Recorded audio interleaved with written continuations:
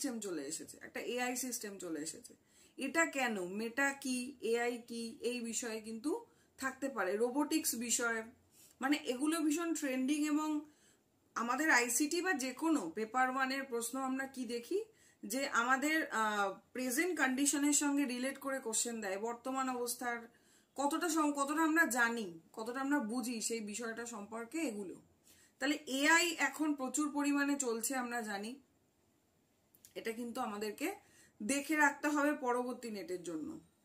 তারপরে হচ্ছে আইসিটি টুল যেগুলো রয়েছে, যেই আইসিটি টুল হচ্ছে আমাদের হায়ার এডুকেশনে সাহায্য করছে, যেই টুলগুলোর মাধ্যমে মানে আমাদের পড়াশুনোর জন্য যেগুলো হেল্প করে সেই টুলগুলো, ঠিক আছে।